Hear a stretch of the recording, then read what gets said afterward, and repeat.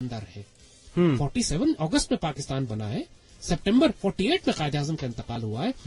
11-12 महीने कायद आजम ने कश्मीर पर फायरबंदी नहीं की, मुसलसल मुजाहिदीन को भेजते रहे कि जाओ हिंदुस्तान की फौजों से सफ दर सफ टकराते रहो जाके।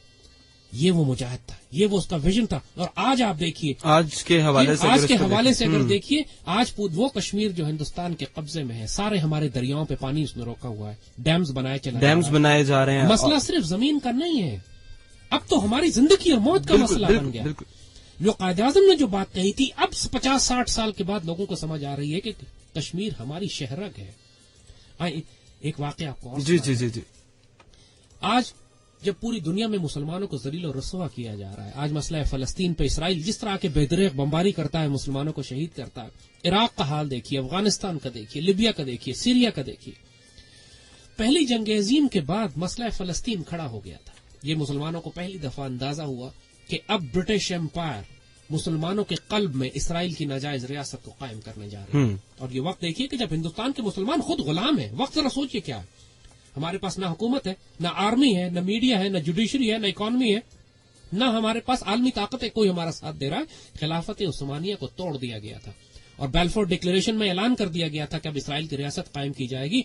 जो ही ये पैगाम हिंदुस्तान के मुसलमानों को पहुंचता है, पूरे मुसलमान तैश में, बुखलाहट में, खौफ में खड़े हो जाते हैं कि होगा क्या, अब करें क्या। अब उस सूरत हाल में उस वक्त भी कायद आजम ने पूरा एक स्टैंड लिया, एक अपना मौकफ वाजे किया, ब्रिटिश एम्पायर को बाकायदा धमकी दी कि अगर मुसलमानों के कल्ब में ये खंजर घोंपा गया, बाकायदा dagger in the heart of the Muslims का लफ्ज इस्तेमाल किया कि अगर अमेरिकन ने और ब्रिटिश ने इस तरह की कोई हरकत करने की कोशिश की कि इसराइल की रियासत को कायम किया जाएगा, तो पाकिस्तान हिंदुस्तान के मुसलमान उसके खिलाफ इतनी बड़ी बगावत बर्पा करेंगे कि अंग्रेज के लिए संभालना मुमकिन नहीं रहेगा। इमेजिन कीजिए, अपनी तहरीक आजादी चल रही है, अपने पास रियासत और ताकत नहीं है, लेकिन प्रिंसिपल स्टैंड जो है, जो एक स्टैंड एक लेना चाहिए उम्मत मुस्लिमा के दिफा में, उस वक्त इस तरह का स्टैंड लिया। टीपू सुल्तान की बात हमने कही ना कि वो अपनी जंग आजादी की जंग लड़ रहे हैं, घेरे में आ चुके हैं, फिर भी उसके बावजूद एक तरफ चीन से राब्ते हो रहे हैं, एक नेपोलियन से राब्ते हैं। यहाँ पर आपको माजरत के साथ एक लम्हे के लिए काटूंगा। आजकल की ये जो जनरेशन है और अभी का जो वक्त चल रहा है, जिसमें कि मीडिया, सियासतदान, हमारा ये जितना भी सेटअप है, इसमें सब चीजें आ जाती हैं, सब कुछ आ जाता है। कौन सी ऐसी चीजें हैं कि जो रोक रही हैं इन टीपू सुल्तान बनने से, कायद का वो तालिब इल्म बनने से, इकबाल का वो शाहीन बनने से? कौन सी ऐसी चीजें हैं, कौन से ऐसे एलिमेंट्स हैं कि जो रोक रहे हैं हमें टुवर्ड्स आवर कि हमारा जो माइलस्टोन्स हमने अचीव करने चाहिए थे, हम बीच में कहीं पर भटक गए हैं? मसूद, हम आपकी बात का जवाब देते हैं। पहले हम थोड़े से 2-3 ये वाकयात सुना लें जिससे आपको अंदाजा हो कि कायद का स्टेचर क्या था। पाकिस्तान बनने के बाद भी जो सबसे बड़ा मसला पाकिस्तान के फॉरेन ऑफिस ने उठाया हुआ था, जो पूरी यूएन में पूरी उम्मत मुस्लिमा की तरफ से जंग लड़ी जा रही थी, वो पाकिस्तान लड़ रहा था मसला फलस्तीन के ऊपर। एक मिसाल आपको और सुनाते हैं।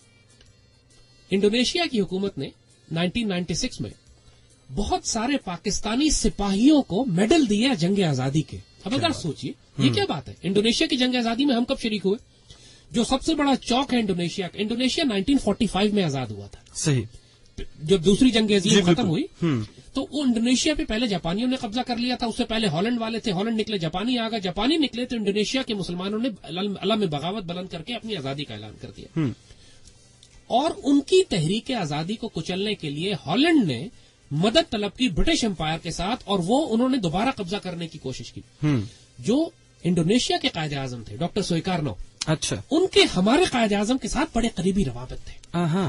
और कायद आजम उनको नसीहत करते रहते थे, एडवाइस था, दोनों लीडर्स में राब्ता और ताल्लुक था आपस में, और एक दूसरे की तहरीक आजादी में रूहानी, इखलाकी, सियासी जो मदद कर सकते थे करते थे।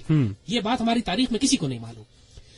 डॉक्टर सुइकार्नो ने जब जंग आजादी बुलंद की, उनको मदद की जरूरत पड़ी, तो उस वक्त पूरे फार ईस्ट में जगह जगह पर ब्रिटिश आर्मी की रेजिमेंट्स फैली हुई थी। जंग अजीम खत्म हुई थी, पूरे फार ईस्ट में, बर्मा में, नेपाल में, मलेशिया में, इंडोनेशिया में ब्रिटिश आर्मी की यूनिट्स थी। अंग्रेजों ने उन यूनिट्स को इस्तेमाल करके कोशिश करनी चाहिए कि दोबारा इंडोनेशिया पर कब्जा कर लिया। अच्छा। कायद आजम ने पूरे हिंदुस्तान में ऐलान जहाद आजादी इंडोनेशिया करवा दिया। क्या बात है। اور مسلمانوں سے کہا کہ جو مسلمان جس طرح مرضی مدد کر سکتا ہو انڈونیشیا کے مسلمانوں کی مدد کرے. کھلم کھلا تو فوج سے نہیں کہہ سکتے تھے بغاوت کرو، لیکن جو رابطے تھے ان کے ذریعے پیغام بھجوایا کہ اس کام کو ہر حال میں کرنا ہے. Can you believe it? 600 مسلمان سپاہی جو برٹش آرمی کے تھے، آفیسرز اینڈ سولجرز اینڈ جوان جو برٹش آرمی کے انڈونیشیا میں پوسٹڈ تھے، وہ بغاوت کر کے انڈونیشیا کے مجاہدین آزادی سے مل کے جا. کیا بات، کیا بات. اور یہ ہماری تاریخ کا ایک ایسا پہلو ہے کہ جس پر کبھی کسی نے بات نہیں کی. خود مسلح افواج میں لوگوں کو اس بات کا علم نہیں ہے کہ ان 600 مجاہدین میں سے 500 شہید ہوتے ہیں، بہت تھوڑے بچتے ہیں جو انڈونیشیا میں ہی سیٹل ہو گئے. اچھا. اور پاکستان کی آزادی کے بعد جب 2 سال بعد پاکستان آزاد ہوا ہے، انڈونیشیا کا سب سے بڑا چوک پاکستان چوک کے نام رکھا گیا اور ان قائد اعظم کو انڈونیشیا کا سب سے بڑا سول ایوارڈ دیا گیا اور ان 600 مجاہدین کو پاکستانی مجاہدین کہہ کر، پاکستان آرمی آفیسرز اینڈ جوان کہہ کر ان کو ایوارڈز اور میڈل دیے. کیا بات، کیا بات. بہت خوب، بہت خوب. اور میرا خیال ہے کہ یہ وہ باتیں ہیں کہ جو آج سے پہلے بہت سارے لوگوں میں سے کسی کو بھی نہیں معلوم ہوں گے اور پہلی بار سن رہے ہوں گے. اور ہم یہی بتانا چاہ رہے ہیں کہ چاہے انڈونیشیا ہو چاہے فلسطین ہو، آپ یہ دیکھیے کہ قائد اعظم نے امت مسلمہ کا کوئی ایشو ایسا نہیں تھا، کوئی کرائسس ایسا نہیں تھا جہاں پہ اس وقت سٹینڈ لیا جب امت مسلمہ میں کوئی لیڈر کھڑا ہی نہیں تھا، وجود نہیں رکھتا تھا. اب یہ بات آپ کی آتی ہے کہ ہم کہاں راستہ بھول گئے. جب قائد جیسا لیڈر ہمارے پاس ہو تو ہم راستہ بھول کے بھٹک کے آج ذلت اور رسوائی کی گہرائی میں کدھر پہنچ گئے. بے شک.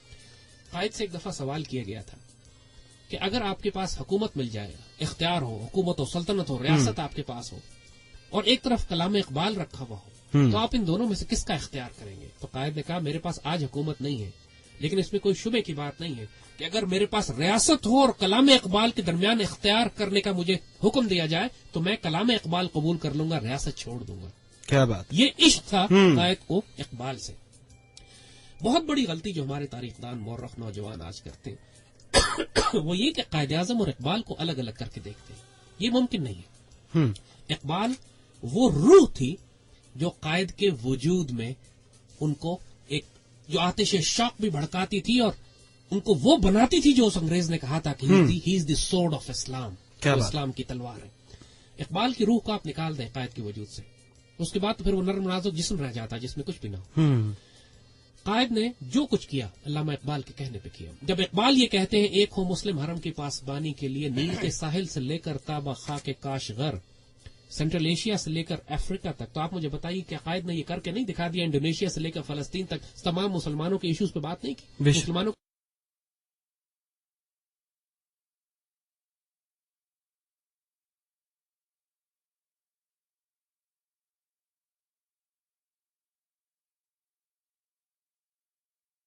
بنا دیا. جنرل ضیاء نے قرارداد مقاصد تو نہیں لکھی. لوگ آج گالیاں دیتے ہیں کہ پاکستان کے آئین کا حصہ بنا دیا قرارداد مقاصد کو. اللہ کے بندو، اللہ سے ڈرو. تمہیں اللہ کو کل جواب دینا ہے اس بات کا کہ یہ پاکستان 50 لاکھ شہداء کی قربانیاں ہم نے اس لیے نہیں دی تھی کہ اس کو سیکولر ریاست بنائے. ہمارے بزرگوں کو واضح تھا یہ بات، قائد اعظم کو یہ بات واضح تھی، لیاقت علی خان کو واضح تھی، اقبال کو واضح تھی، محمد اسد کو واضح تھی، سردار عبدالرب نشتر کو، شبیر احمد عثمانی کو واضح تھی یہ بات کہ پاکستان نے ایک اسلامی فلاحی ریاست بننا ہے جہاں خلافت راشدہ کا نظام ہوگا. اس نظام کو نافذ کرنے کے طریقوں پہ بات ہو سکتی ہے کہ آپ اس کو پارلیمنٹری ڈیموکریسی سے کرتے ہیں، پریزیڈنشل ڈیموکریسی سے کرتے ہیں، آپ اس کو امیر کے ذریعے کریں، سلطان کے ذریعے کریں. یہ ایڈمنسٹریٹو ایشوز ہیں. جو ویژن ہے وہ ڈیفائن کر دیا گیا ہے کہ پاکستان میں کوئی قانون قرآن و سنت کے خلاف نہیں بنے گا. 1948 میں ایک بات آپ کو اور بتاتے چلے، ایک کچھ میں نے قائد اعظم محمد علی جناح کی تقاریر ہیں ان میں سے کچھ کلپس نکالے ہیں، وہ بھی تھوڑی دیر کے بعد. ایک میں آپ کو واقعہ سناؤں. 1948 میں قائد اعظم نے ایک اور ڈپارٹمنٹ کا آغاز کیا. یہ قائد اعظم کی آخری تقریر تھی جس کے بعد قائد انتقال کر گئے. آپ سوچیں اتنے نحیف تھے، کمزور تھے کہ اٹھا نہیں جاتا تھا. اس کے باوجود آپ اٹھ کر اسٹیٹ بینک آف پاکستان کے افتتاح کے لیے کراچی پہنچے. کیا بات. اور تقریر کی. وہ تقریر اگین پورے ریکارڈ سے غائب کر دی گئی. اس تقریر میں قائد صاف صاف یہ بات کہتے ہیں کہ مغرب کے معاشی نظام نے، ویسٹرن اکنامک سسٹم نے پوری دنیا کو تباہی کے دہانے پر کھڑا کر دیا، پوری دنیا کو جنگیں دی، اور اب انسانیت کو صرف ایک معجزہ ہی ہے جو اس تباہی سے بچا سکتا ہے. کیا؟ اور ہم اسٹیٹ بینک آف پاکستان کو، قائد نے کہا، میں بڑے غور سے دیکھوں گا کہ یہ پاکستان میں اسلامی قوانین کے مطابق ایک ایسا معاشی نظام تشکیل دے جو انسانوں میں مساوات اور برابری قائم کرے. इमेजिन करेंगे कि कायद के अल्फाज हैं. कायद ने रिजेक्ट किया वेस्टर्न इकोनॉमिक सिस्टम को, सूद और रिबा और बैंकिंग को, और कहा कि इसने दुनिया में जंगें बरपे करवाई हैं और अब कोई मुआवजा इंसानियत को बचा सकता है, और अब हमारे पास कोई रास्ता और नहीं है सिवाय इसके. स्टेट बैंक के लिए रिसर्च ऑर्गेनाइजेशन का लफ्ज इस्तेमाल किया कि मैं इस आपकी रिसर्च ऑर्गेनाइजेशन को देखूंगा कि आप पाकिस्तान में कुरान और सुन्नत के मुताबिक इस्लामी फलाही माशरा कैसे कायम करते हैं. तो जैसा फिर किस तरह से ये बातें करने वाले लोग ये बातें करते हैं कि कायद नाउज़ बिल्ला इस तरह से थे, उनके ये ख्यालात थे उनके, जबकि हमारे पास रिकॉर्ड में जितनी भी चीजें मौजूद हैं अगर वो देखी जाए और वो तमाम उन चीजों को निकाल दें जिनको टेम्पर करने की कोशिश भी की गई है. तारीख में बहुत सारी ऐसा लिटरेचर, ऐसा मटेरियल हमारे पास है कि जिसको या तो डिस्कार्ड कर दिया गया, निकाल दिया गया है, या तो फिर उसको तहरीफ कर दी गई उसमें किसी भी तरह से. तो उसके बावजूद जो चीजें हमारे सामने हैं, क्यों कर हम उन चीजों को नहीं समझते, उनको नहीं समझना चाहते, उसके पीछे आपके ख्याल के मुताबिक क्या वजह हो सकती है? देखिए, बदनीयती है, खयानत है, बदबख्त पलीत लोग हैं, और कोई बात नहीं. देखिए, अजीम इंसान को पहचानने के लिए भी तो अजमत जरूरी है. मेरे आका सल्लल्लाहु अलैहि वसल्लम को पहचानने के लिए सैयदना अबू बकर का किरदार चाहिए. अबू जहल नहीं पहचान सकता. जो गिद्ध होता है वो मुर्दार पे ही जाता है. क्या बात. शाहीन होता है जो अपना शिकार खुद करता है. हालांकि एक ही फजा में उड़ते हैं दोनों. बिल्कुल. तो अभी भी बात सिर्फ यही है कि कायदे आजम जो वजूद थे उनकी सिर्फ हम चंद एक रूहानी डायमेंशन आपको बताते हैं.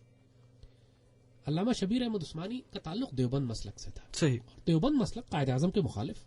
यानी एक वक्त आया कि वो कायदे आजम के पास आए मसलक के देवबंद वाले कि साहब हम आपको वोट नहीं देंगे क्योंकि हमें पता लगा है कि आप शिया हैं. अच्छा. तो कायदे आजम ने कहा ऐसे करें कि फिर गांधी को वोट दें, वो सुन्नी होगा. और चॉइस क्या है आपके पास.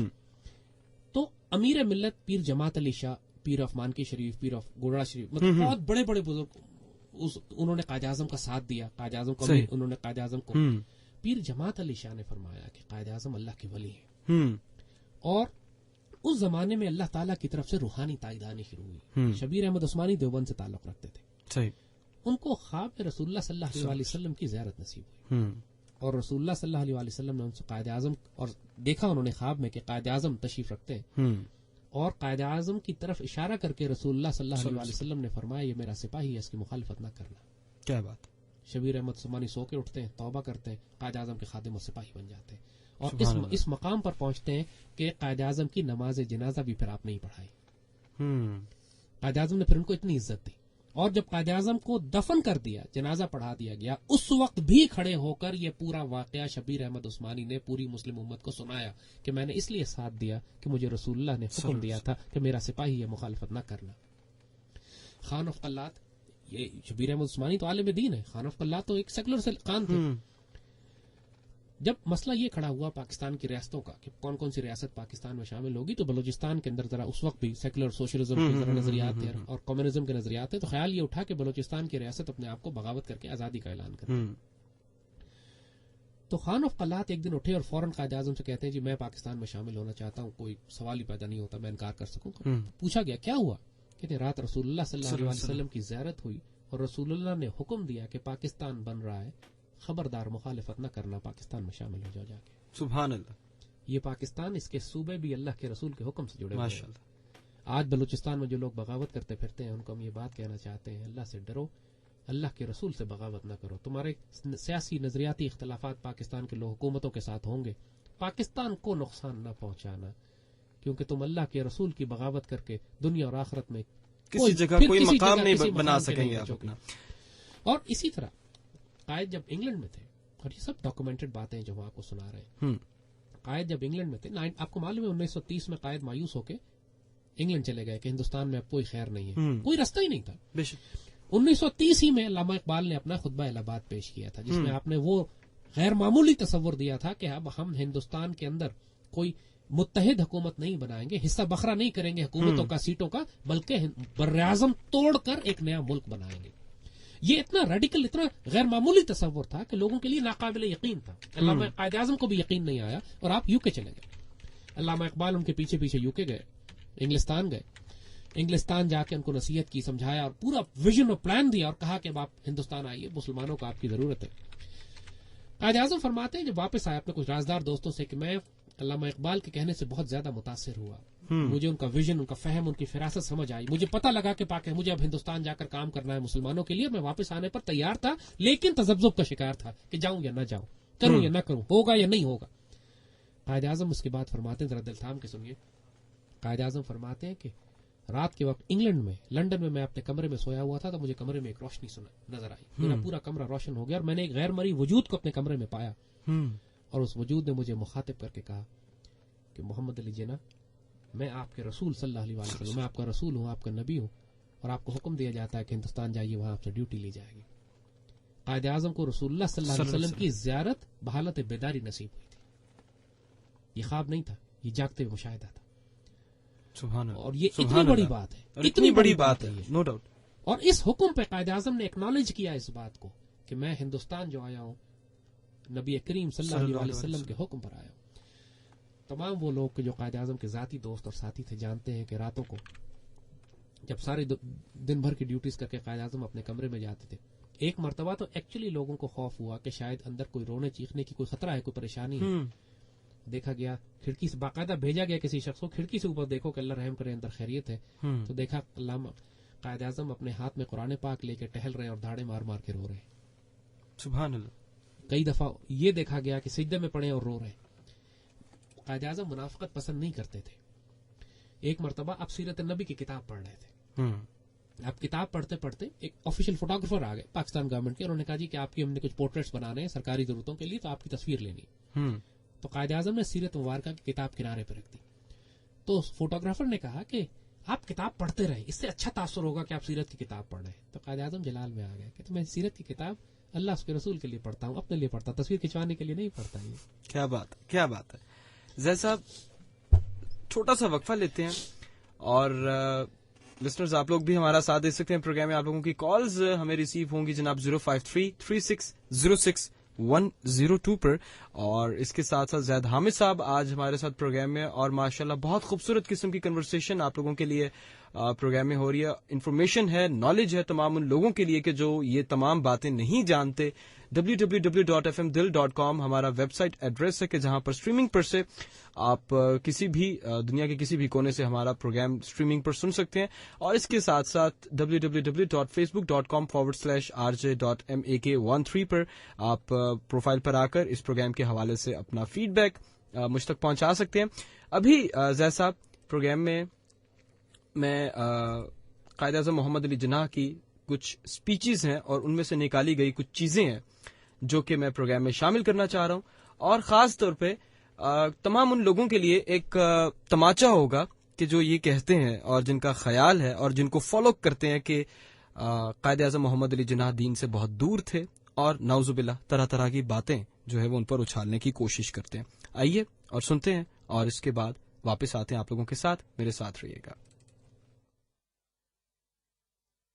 What we want is not to talk about Bengali, Punjabi, Sindhi. Yes, they are unit, they are provinces, Pathan. Yes, but I ask you, have you forgotten the lesson that Islam taught us 13 centuries ago?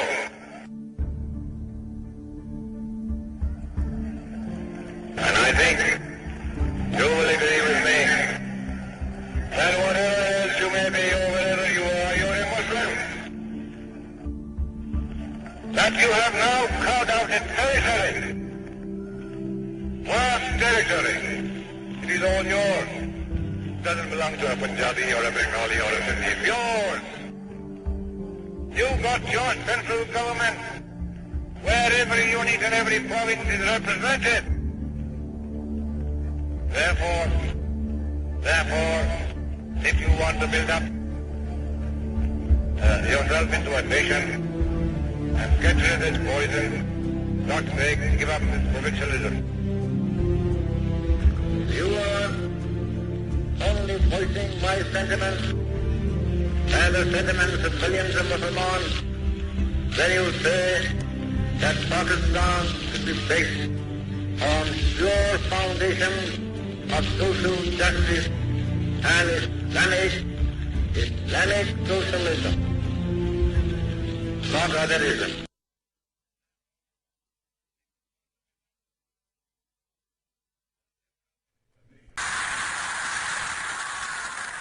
हमारे हौसले बुलंद हैं।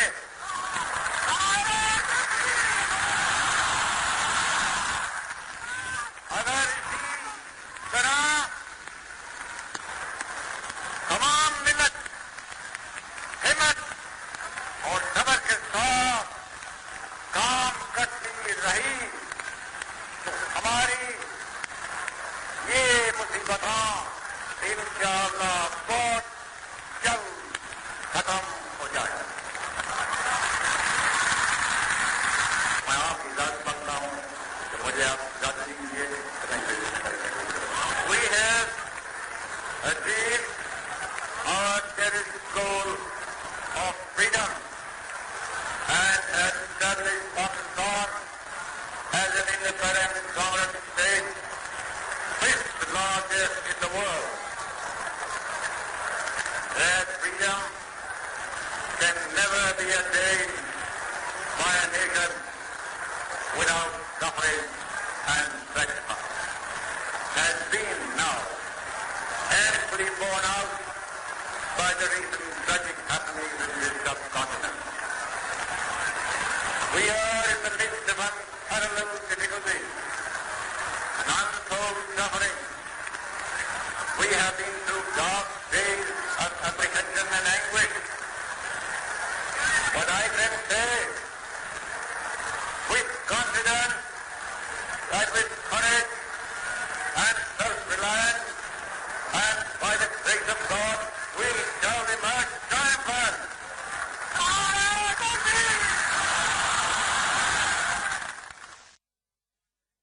जी जैद साहब, मसूद देखिए, आज भी इन तकरीरों को सुन के इंसान के वजूद के रोंगटे खड़े होते हैं और आंखों से आंसू निकलते हैं। बेशक आज जब हम अपने हुक्मरानों को देखते हैं, उनका इखलाक और किरदार देखते हैं, तो जितना इकबाल का वो शेर याद आता है कि ये वो मुसलमान हैं जिन्हें देख के शर्माए यहूद। और कहाँ आप कायद का किरदार देखें, कायद का मकाम देखें। जो कयामत टूटी हुई है, कौम को हौसले और सहारे की जरूरत है। किस तरह उस कौम को सहारा दे रहे हैं कि मुसलमान मुसीबत में घबराया नहीं करता, और कौम का फिर जज्बा और जोश देखें उनके साथ। जो बात नोट करने की है मसूद, वो ये कि एक बात बड़ी वाज़ेह कायद ने इसमें कही, जो यकीन है आपने अंग्रेजी की सुनाई, कि पाकिस्तान में किसी और इज्म की गुंजाइश नहीं है सिवाय इस्लामिक सोशलिज्म के, सिवाय human values based on Islamic socialism. कोई कम्युनिज्म, कोई सेकुलरिज्म, कोई इज्म पाकिस्तान में उसकी कोई गुंजाइश नहीं है। कायद आजम को लफ्ज सेकुलर मालूम था। अपनी हजारों तकरीरों में आपने एक दफा भी लफ्ज सेकुलर इस्तेमाल नहीं किया पाकिस्तान के लिए, जबकि सैकड़ों दफा आपने लफ्ज इस्तेमाल किया है कि to be A premiere Islamic state. Quran और सुन्नत हमारा कॉन्स्टिट्यूशन है, वी आर मुस्लिम्स। हम पाकिस्तान को एक इस्लामी फलाही रियासत बनाना चाहते हैं। फिर वो जो स्टेट बैंक ऑफ पाकिस्तान के इफ्तिताह के मौके पर जो बात आपने कही कि मगरिब के निजाम ने दुनिया में तबाही मचाई, हमें एक इस्लाम का निजाम चाहिए। फिर जो इकबाल की आइडियोलॉजी थी, और इकबाल के साथ फिर जो हमारे बड़ों ने करारदाद मकासद पेश की, हमारे बड़े अपना काम कर गए। डिपार्टमेंट ऑफ इस्लामिक रिकंस्ट्रक्शन बनाया कायद आज़म ने, कोई डिपार्टमेंट ऑफ सोशलिस्ट रिकंस्ट्रक्शन की, कम्युनिस्ट सेकुलर रिकंस्ट्रक्शन तो नहीं बनाया।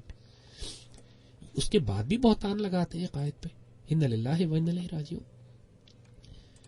ये फिर हम बात आपसे कहते हैं मसूद कि उम्मत मुस्लिमा के लिए इससे बड़ी दुख की बात हमारे लिए नहीं है, इससे बड़ी बदनसीबी नहीं है कि हम अपने कायद को न समझ सके, न इज्जत दे सके। 65 साल हो गए उस मर्द कलंदर, उस दरवेश पर बहतान बांधते आए, और जो कुछ वो हमें कहकर गया है, ये बदनसीब कौम और इसके बदनसीब तरीन हुक्मरान उस पर अमल नहीं करना चाहते। कायद आज़म का किरदार आपको बताएं क्या था। आज के लीडर्स का हाल देखिए, वजूद का एक एक रोआ इनका हराम में पला हुआ है, न इनकी दुआएं कबूल होती हैं, और जो हुजूर ने फरमाया था कि ये अपनी कौम पर लानत बद्दुआ करते हैं, कौम इनके लिए बद्दुआ करती है। कायद के लिए इश्क देखा कौम का आपने, ان تقریروں سے ہی، حالانکہ ان میں ویڈیو نہیں ہے، یہ صرف آواز آپ نے سنی ہے، لیکن وجود کے رونگٹے کانپنے لگتے ہیں کہ جو عشق قوم کو اپنے قائد سے تھا. اس وقت پاک فوج، کوئی سوچ نہیں سکتا تھا پاک فوج میں کہ کوئی قائد اعظم کے حکم کے خلاف کوئی کام کرے گا. مارشل لا تو بہت دور کی بات ہے. کوئی ایسا سویلین لیڈر ہو پھر بات کرے کہ مارشل لا کیوں لگتے ہیں. جب کمینے اور پلیت اور حرام خور لیڈر ہو سیاسی، تو پھر فوج اگر ان کو اٹھا کے پٹخے تو پھر کیا شکایت کرتے ہو؟ قائد اعظم کے خلاف کیوں نہیں بولی فوج؟ اس وقت بھی تو فوج تھی. قائد اعظم نے ایسے ایسے کام کروائے کہ جو دنیا میں ناممکن سمجھے جاتے تھے. کشمیر میں جنگ کروا دی، فوجیں داخل کر دی، مجاہدین کو داخل کر دیا. اس بات کی پرواہ نہیں کی کہ دنیا کیا کہے گی. انڈونیشیا میں مجاہدین بھیجے، برٹش آرمی میں بغاوت کروا دی. مسئلہ فلسطین کے لیے دنیا سے ٹکرا گئے. انہوں نے یہ نہیں سوچا دنیا کیا کہے گی. جو شیر اور دلیر ہوتے ہیں، جو نگاہ بلند ہوتے ہیں، جو سخن دل نواز ہوتے ہیں، جو جاں پر سوز ہوتے ہیں، ان کو صرف ایک فکر ہوتی ہے کہ اللہ کے رسول کے آگے کھڑے ہو کر کیا جواب دیں گے. قائد نے فرمائی ہے یہ بات کہ میرا دل چاہتا ہے کہ جب میں قیامت میں اللہ کے رسول کے پاس پہنچوں تو وہ مجھے دیکھ کے میرے کندھے پہ ہاتھ رکھ کے کہے ویل ڈن، تم نے یہ خوبصورت کام کیا.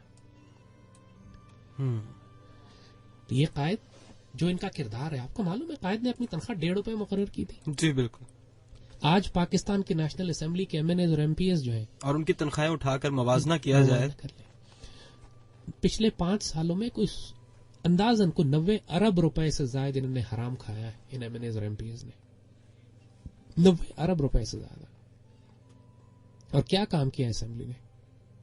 کوئی پاکستان کے دفاع کی کوئی معاملات، کوئی لا قانون بنائے ہیں، کوئی دہشت گردوں کو سزائیں دلوائے ہیں. ڈرون حملے وہیں کے وہیں ہیں. جو انسرجنسی کا ایک چل رہا ہے، جو اندرونی ایک خانہ جنگی کی کیفیت ہے، وہ وہیں کی وہیں ہے. ملک آج خانہ جنگی میں ہے. بالکل. اور ان کے پرکس اور ان کی تنخواہیں دیکھیں. قائد ہندوستان کے امیر ترین فرد تھے. آپ انگلینڈ جا کے پریوی کونسل میں پریکٹس کرتے تھے. پریوی کونسل وہ جگہ ہے جہاں پورے برٹش امپائر کے بڑے بڑے کیسز، ملکوں کے کیسز آیا کرتے تھے، ان کے ڈومینینز کے، ان کی ریاستوں کے کیسز آتے تھے. اور قائد خود کہتے کہ برٹش امپائر مجھے دنیا میں کہیں وائسرائے لگا کے بھیج سکتی، میں اس قدر میری عزت ان کی نگاہوں میں، لیکن میں سب کچھ چھوڑ کر ہندوستان آیا ہوں اپنی قوم کے لیے، اپنے مسلمانوں کی خدمت کے لیے، کیونکہ اللہ کے رسول کا حکم تھا ان کو. جب پاکستان بنتا ہے، ہم واقعہ تھوڑا سا پہلے آپ کو پیچھے اسلامی تاریخ میں سیدنا عمر بن عبدالعزیز کی طرف لے جانا چاہیے. امیت خلیفہ ہیں، امیت دور کے، خلافت راشدہ کے تو نہیں. شہزادے ایسے ہیں کہ جب بازار سے گزرتے ہیں تو بازار کو صرف خوشبو سے اندازہ ہو جاتا ہے کہ شہزادہ گزر کے گیا ہے. کیا بات. مگر جب آپ کو خلیفہ بنایا جاتا ہے تو سب کچھ صدقہ کر کے جھونپڑی میں آ جاتے ہیں. اور حال یہ ہوتا ہے اس کے بعد کہ مہینوں مہینوں گھر میں میٹھا نہیں بنتا کہ میٹھے کے پیسے نہیں ہوتے. ایک دن بیوی نے میٹھا بنا لیا تو پوچھا کہاں سے آیا؟ کہتے میں نے روز کے خرچے میں سے کچھ پیسے بچا کے کئی مہینوں کے بعد یہ میٹھا بنایا. تو فرماتے اس کا مطلب ہے کہ ہم روز کے خرچے زیادہ لیا کرتے تھے، اس میں سے وہ پیسے ہی کم کر دیے جو بیوی نے میٹھے کے لیے بچائے تھے. اب قائد کی طرف آئیے. وہ کردار جو آپ کو سیدنا عمر بن عبدالعزیز میں ملتا ہے، ہمارے بزرگوں اور اسلاف میں ملتا ہے. یہ قائد جو 1922 میں اپنی بیوی کے لیے صرف اپنے گھر کے باتھ روم ٹھیک کرانے پر 22,000 روپیہ لگا دیتے ہیں. جب اس وقت کانگریس کے ممبر ہوتے ہیں، اس وقت آپ کا زمانہ جاہلیت ہوتا ہے، آپ جب انڈین نیشنلسٹ ہوتے ہیں، آپ 22,000 روپے، یعنی آج کے سمجھیے کہ 50 لاکھ روپے صرف گھر کے باتھ روم ٹھیک کرانے پہ لگا دیے. اور جب پاکستان کے گورنر جنرل بنتے تو کرنل الہی بخش لکھتے ہیں کہ میں قائد اعظم بیمار تھے، میں ₹1.5 کے موزے خرید کے لے گیا آپ کے لیے. تو قائد اعظم بہت دکھی ہوئے، کہتے ہیں غریب قوم کے سربراہ کو یہ جائز نہیں ہے کہ ₹1.5 کے موزے پہنے، ان کو واپس کراؤ. میری قوم غریب ہے، میں کیسے اتنے مہنگے موزے پہنوں؟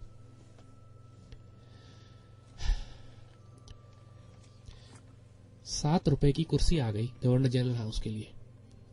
₹7 کی کرسی گورنر جنرل ہاؤس میں آئی. پوچھا یہ کس نے منگوائی؟ کہا جی آپ کی بہن محترمہ فاطمہ جناح جو آپ کے ساتھ رہتی ہے، خدمت کرتی ہیں، ان کے لیے کرسی آئی ہے. اس بل پر کراس لگا دیا کہ اس کے پیسے فاطمہ جناح اپنی جیب سے دیں گی، مسلمانوں کے بیت المال سے نہیں جائیں گے. تو یہ تھے قائد اعظم، یہ ہمارے قائد تھے. کوئی مثال. پھر جب قائد ایسا ہو نا، پھر آپ کو بتائیں قوم کیسی ہوتی ہے. اس زمانے میں نئے نئے مہاجر آئے تھے، تکلیفیں تھیں، پاکستان کو سنبھالنا مشکل ہو رہا تھا، ریلویز چلتی تھی ہماری. تو ریل کے ڈبے میں ایک بڑھیا بیٹھی ہوئی تھی. جب ٹکٹ چیکر آیا، سارے مسافر تھے، ٹکٹ چیکر نے اس سے ٹکٹ مانگا، رونے لگی، کہتی میرے پاس ٹکٹ کے پیسے نہیں، میں تو پورا خاندان کٹوا کے آئی ہوں. ٹکٹ چیکر نے کہا مائی ٹکٹ تو لینا پڑے گا ورنہ جرمانہ لگے گا. अब वो और रोए कि मेरे पास पैसे ही नहीं, मैं जुर्माना कहाँ से दूंगी। मुसाफिर भी सिफारिश करने पर आ गए टिकट चेकर की कि बाबू छोड़ दो, क्यों पैसे लेते हो, बढ़िया तुम देख रहे हो, माफ कर दो। अब टिकट चेकर का जवाब सुने कि माई हमारा पाकिस्तान नया नया बना है, अगर हम टिकट नहीं लेंगे तो रेलवे कैसे चलेगी, टिकट तो लेना पड़ेगा, लेकिन मैं ये कर देता हूं कि टिकट के पैसे मैं अपनी जेब से दूं। क्या बात, क्या बात, क्या।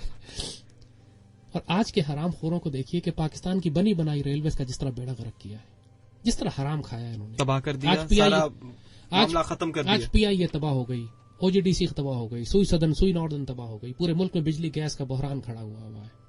जब लीडर इस तरह का हो कि अपनी तनख्वाह ₹1.5 मुकर्रर करे, ₹1.5 का मौजा ना खरीदे कि मैं गरीब कौम का सरबराह हूं, और ₹7 की कुर्सी जो अपनी बहन के लिए आई है जो गवर्नर जनरल हाउस में रहती है, कहा उनकी जेब से पैसे काटो, ये सरकारी बैतुल माल से पैसे नहीं जाएंगे, तो अवाम भी जो है वो फिर अपनी जेब से, फिर अवाम इस तरह की होती है। आपको एक वाकया और सुनाते हैं, ये कुदरतुल्ला शहाब ने अपनी किताब में लिखा है।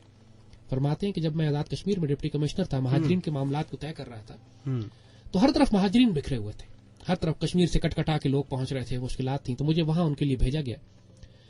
फरमाते हैं कि मैंने एक बूढ़े और बुढ़िया को देखा जो गधे के ऊपर 2 बोरियां लाद कर आ रहे थे, और ये डिप्टी कमिश्नर थे, अपनी जीप में पुलिस के साथ सपाही इनके पास थी, गाड़ी थी, इनकी गाड़ी को रोका, बुढ़िया और बुड्ढे ने बुतो बोरियां लदी हुई हैं, और उन्होंने रोक के पूछा कि बैतुल माल कहाँ है। उस जमाने में पाक मुसलमान रियासत का जो फंड था, स्टेट बैंक, बैतुल माल कहलाता था। सही, बैतुल माल कहाँ है? शाहब साहब कहते हैं मैं ये समझा कि गरीब हैं, बैतुल माल से कुछ पैसे मदद मांगने के लिए जा रहे होंगे, शायद इनको कुछ मदद मिल जाए। इन्होंने बुढ़िया और बुड्ढे से पूछा कि बाबा क्या काम है तुम्हें बैतुल माल में? अब जरा दिल थाम के ये जवाब सुनिएगा।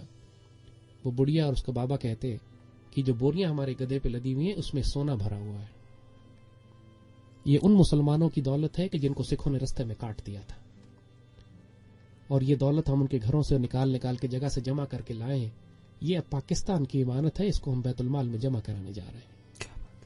क्या बात। शाहब साहब रोने लगे, कहते हैं मेरा दिल चाहा कि मैं वहां बैठ के उनके कदम क्यों ना चूम लूं। जब हुक्मरान इस तरह का हो ना, फिर अवाम ऐसी होती है।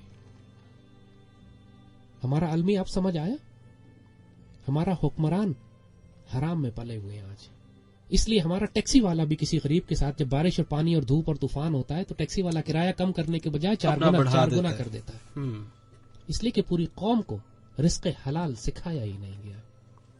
आज पाकिस्तान की बड़ी बड़ी यूनिवर्सिटीज जो है, इस्लामिया कॉलेज पेशावर से लेके पंजाब यूनिवर्सिटी से लेके बहालपुर की उस्मानिया यूनिवर्सिटी, उनको बड़ी बड़ी जमीनें जो आज उन यूनिवर्सिटीज के पास है वो कायदे आजम ने अपनी जेब से खरीद के तोहफे में दिए।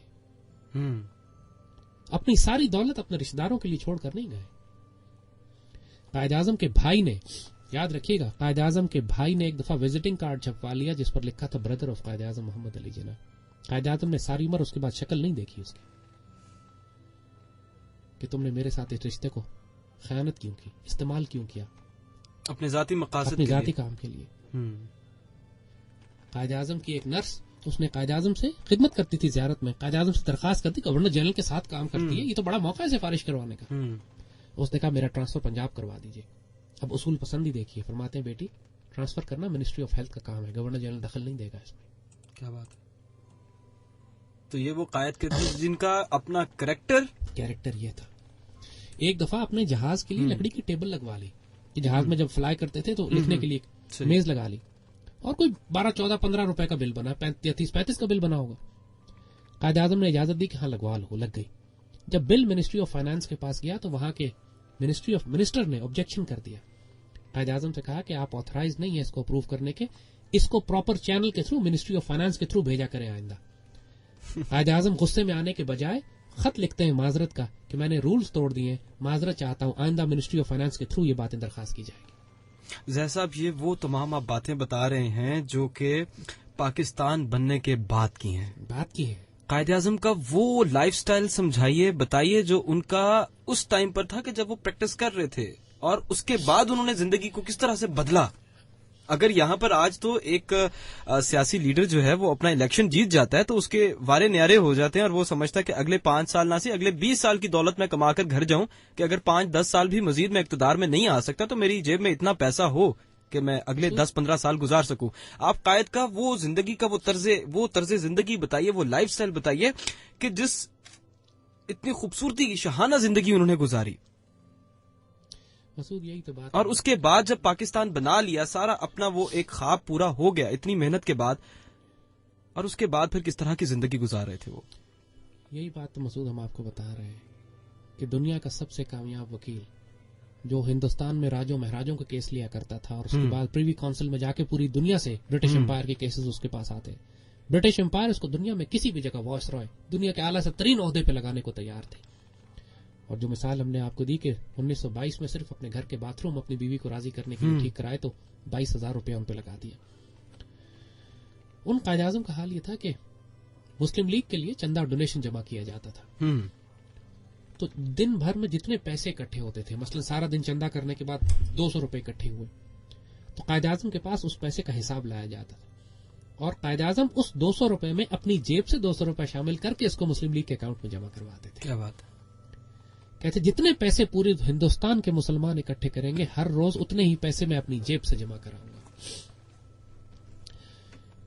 کوئی مثال نہیں ہے.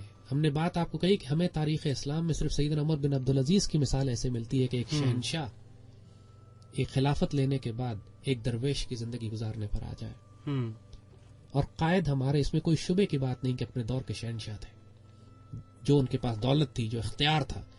شادی سے پہلے آپ پورے اپنی جوانی کے دور میں پورا یورپ گھومے، حتیٰ نارتھ امریکہ بھی گئے، ایک دفعہ اپنی بیوی کو لے کے نارتھ امریکہ کا دورہ بھی کیا، خوب ماشاءاللہ. اور اللہ تعالیٰ نے ان کو دنیا بھی دی تھی، مگر جب ان کا دل ایک دفعہ اللہ نے تبدیل کر دیا. ایک دفعہ علامہ اقبال کے قابو میں آ گئے، پیار سے کہتے ہیں. 1928 تک علامہ اقبال اور قائد اعظم ایک دوسرے کو جانتے بھی نہیں تھے. یقین کریں گے آپ، اللہ تعالیٰ کی شان ہے. مسلم لیگ کے 2 دھڑے بنے ہوئے تھے، ایک دھڑے میں قائد اعظم تھے، ایک دھڑے میں اقبال تھے 1928 تک. اچھا. مگر اس سیاسی مخالفت کے باوجود علامہ اقبال کی نگاہ ان پہ ٹھہر گئی تھی، اور وہی اقبال کہتے ہیں تیرا علاج نگاہ کے سوا کچھ بھی نہیں. کوئی اندازہ کر سکتا ہے اس کے زور بازو کا کہ نگاہ مرد مومن سے بدل جاتی ہیں تقدیریں. تو اقبال کی نگاہ سے پھر قائد کی تقدیر تبدیل ہوئی. اس میں کوئی شبہ نہیں ہے کہ قائد کو تیار کیا گیا. وہ ایک ایسا ان کٹا ہیرا تھا جس کو تراشا گیا. کیا بات. اس پر کام کیا گیا، اس پر کام بابا اقبال نے کیا. اس میں کوئی شبے کی بات نہیں ہے. اور قائد ایک مسلسل پروسیس سے گزر رہے تھے. ان کا تربیت کا مرحلہ بڑا طویل تھا. راتوں رات میں تو نہیں، ظاہر ہے بیچ میں غلطیاں کوتاہیاں بھی ہوئی، کوئی باتیں انہوں نے ایسی بھی کہیں جو نہیں ہونی چاہیے تھی، مگر اس سے جو واضح نہیں ہوئی زیادہ، مگر اس سے فرق کوئی نہیں پڑتا. اصل بات یہ ہے کہ جب اس اللہ کے فقیر بندے کی، اس درویش کی، اس مجاہد کی نگاہ صاف تھی، نگاہ پاک تھی، وہ وسط افلاک میں تکبیر مسلسل دے رہا تھا. یہ کسی انسان کے بس کی بات نہیں ہے کہ جب تک اس پر فیضان نبوی نہ ہو. بے شک. انہوں نے خود کہا کہ پاکستان بنا ہی فیضان نبوی سے. اور فیضان نبوی کس پر؟ شبیر احمد عثمانی گواہی دیتے ہیں کہ سیدی نے فرمایا میرا سپاہی ہے. اس قائد اعظم کو لوگ نعوذ باللہ کافر کہتے ہیں، گالی دیتے ہیں، آج بھی کافر اعظم کہتے ہیں. وہ بدبخت کانگریسی مولوی آج بھی قائد اعظم کے مخالف ہیں. وہ تو رہیں گے اور رہیں گے، وہ تو رہیں گے، اس لیے کہ ابو جہل اور ابو لہب پر مہریں ان کی زندگیوں میں لگ گئی تھی. بے شک ایسا ہی ہے، زندگیوں میں مہریں لگ گئی تھی. اب یہ اسلام نہیں لا سکتے. ابو لہب زندہ تھا جب آیتیں اتری، تبت یدا ابی لہب وتب، دفع تباہ برباد ابو لہب زندہ تھا. اگر ایمان لے آتا نعوذ باللہ قرآن کی آیتیں غلط ہو جاتی، لیکن اس کے نصیب میں نہیں تھا. زندگی میں توبہ کے دروازے بند ہو گئے تھے. جیسا لوگ کوسچن بھی پوچھ رہے ہیں، بہت سارے سوالات ہیں کہ میں سمجھتا ہوں کہ ان کو بھی تھوڑا سا وقت ضرور دینا چاہیے. ایموشن اسمائل ہمارا ساتھ دے رہی ہیں اور کہتی ہیں کہ ask him from where we can get another قائد for this country. Is our spirit of our new generation can't become قائد. اس میں کوئی شبے کی بات نہیں ہے. علامہ اقبال نے جو بات فرمائی تھی بڑی حیرت انگیز بات فرماتے ہیں. جب اقبال نے اپنا خطبہ الہباد دیا اور اتنی رومانوی باتیں کہیں، آپ دیکھیں گے کلام اقبال پورا، آپ کلام اقبال اٹھا لیجئے، کہیں پاکستان بننے کا کوئی ذکر نہیں ہے. پاکستان تو آپ نے چند خط و کتابت کر کے یا قائد پہ کام کر کے انہوں نے بنا لیا. تو کلام اقبال کس کے لیے؟ تو علامہ اقبال نے یہ بات اس وقت خوشخبری دی تھی اور فرمایا تھا کہ اس قوم کی آئندہ آنے والی نسلیں میری مٹھی میں ہیں. کیا بات. اور قائد نے یہ بات سنائی ہے، کرنل لائی بخش نے، ڈاکٹر علی شاہ نے جو اپنے تاثرات بھی لکھے ہیں، قائد نے بھی یہ بات فرمائی ہے. فرماتے ہیں کہ اللہ تم کو ایسا قائد دے گا، میں جا رہا ہوں لیکن مایوس نہ ہونا، اللہ تمہیں قائد دے گا. آنے والے وقتوں میں اللہ تمہیں ایک مجاہد دے گا جو تمہیں عروج پہ لے کے جائے گا، فکر نہ کرنا. بات یہ ہے کہ اللہ نے یہ جوہر قائد اعظم بننے کا ہر پاکستانی نوجوان کے اندر رکھا ہے. کون ہمت کر پاتا ہے؟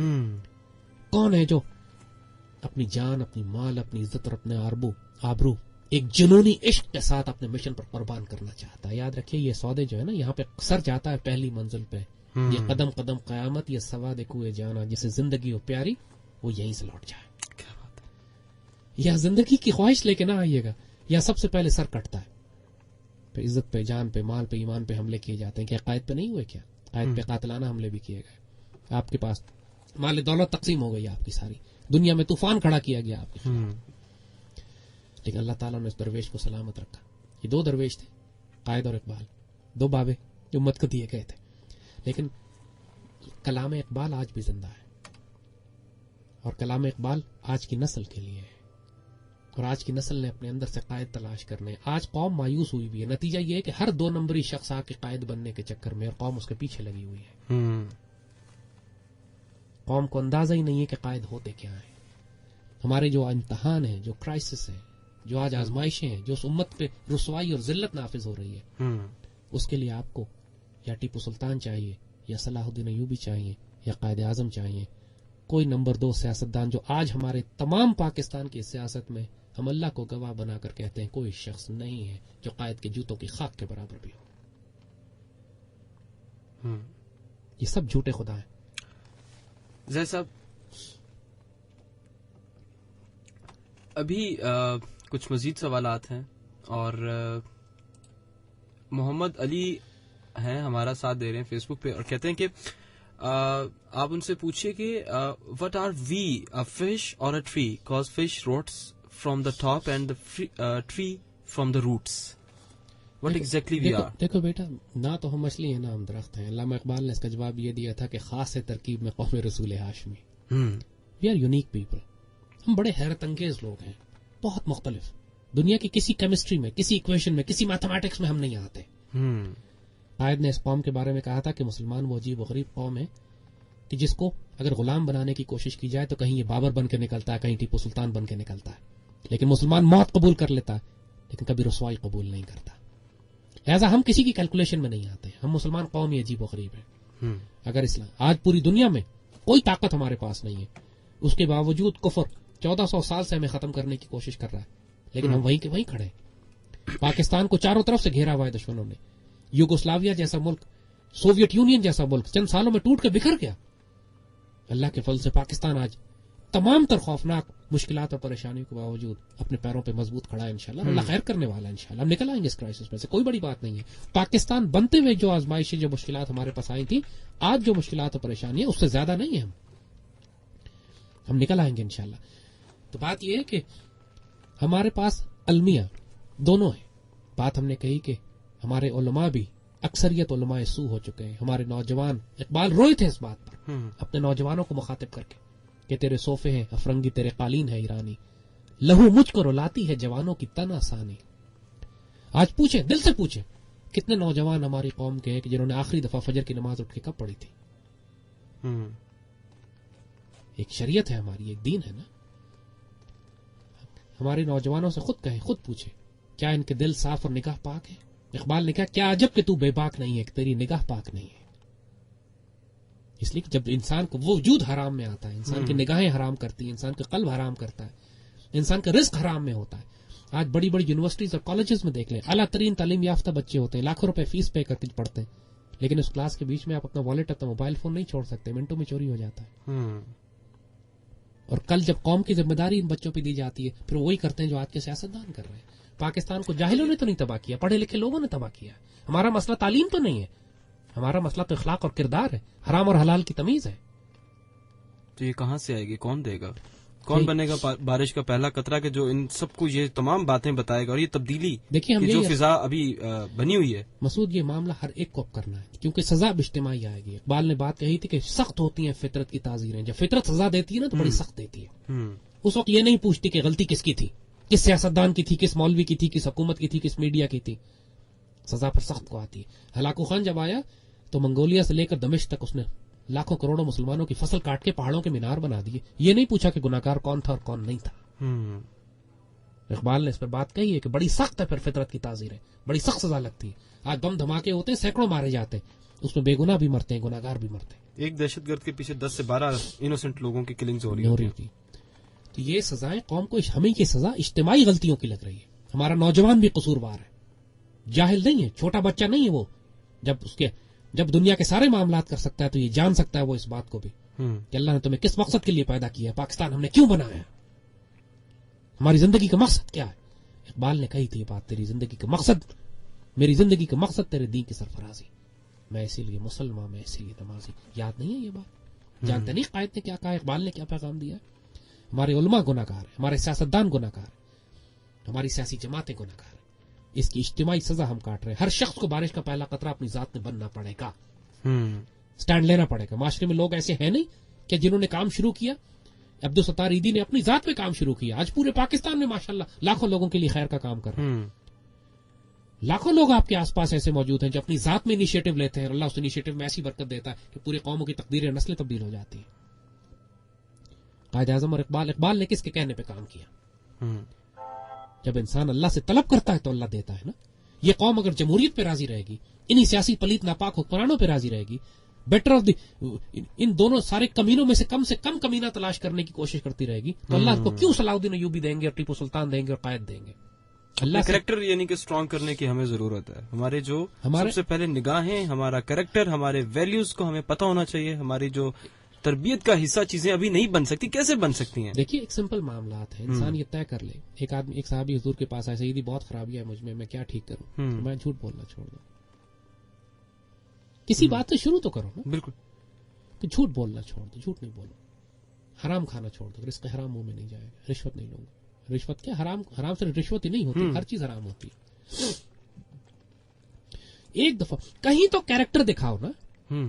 وہ کہتے ہیں انگریزی میں کہ if you don't have a cause worth dying you don't have a life worth living. کیا بات ہے. انسان کی زندگی وہی گزارنے کے قابل ہے جس میں کوئی ایسا مقصد ہو جس کے لیے تم زندگی قربان کر سکتے ہو. کوئی مقصد تو ہو نا. انسان اگر بالکل ہی درندوں اور جانوروں کی طرح زندگی گزارے, جس کی زندگی کا کوئی مقصد ہی نہ ہو. اقبال فرماتے ہیں کہ اس رزق سے موت اچھی جس رزق سے آتی ہو پرواز میں کوتاہی. قائد کہتے ہیں کہ مسلمان موت قبول کر لے گا, ذلت اور رسوائی قبول نہ کرے گا. آج ہم کیوں ذلیل اور رسوا ہوتے جا رہے ہیں پوری دنیا میں؟ اس لیے کہ یہی بات ہوتی ہے, امریکہ سے کیسے لڑیں گے, امریکہ سے تو امداد آتی ہے, امریکہ سے تو ہم کھاتے ہیں. یہ ساری باتیں سنتے ہیں نا آپ. پھر ہمیں باقاعدہ تانا دیا جاتا ہے کہ یہ غیرت بریگیڈ ہے, یہ غیرت کی بات کرتے ہیں. ان للہ و انا الیہ راجعون. جو ہمارے ایمان کا جز ہے, یعنی کہا جاتا ہے کہ تمہاری کوئی بیٹی اٹھا کے لے جانے تو غیرت مت دکھاؤ. لے جائے تمہاری بیٹی, کیا فرق پڑتا ہے, لے جائے عافیہ, کیا فرق پڑتا ہے. امریکہ سے تھوڑی لڑ سکتے ہیں آپ. کہاں ہمارے ایک مجاہد تھے کہ ایک بیٹی کی آواز گئی تھی تو ہندوستان فتح کر لیا. آج میں اور آپ مسلمان اس لیے بیٹھے کہ محمد بن قاسم ایک بیٹی کی پکار پہ ہندوستان پہنچ گیا تھا. کہاں وہ ہمارے بڑے تھے.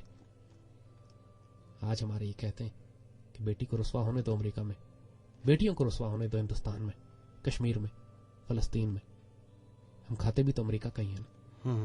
ان للہ و انا الیہ راجعون. اس رزق سے موت اچھی جس رزق سے آتی ہو پرواز میں کوتاہی. کچھ ریکویسٹس آ رہی ہیں ہمیں کہ قائد اعظم محمد علی جناح کی جو اسپیچ ابھی آپ نے پلے کی ہے وہ ذرا دوبارہ پلے کرتے ہیں. تو میرا خیال ہے کہ ہم ایک چھوٹا سا بریک بھی لے لیتے ہیں اور کچھ میسیجز بھی آپ لوگوں کے ہوں گے پروگرام میں.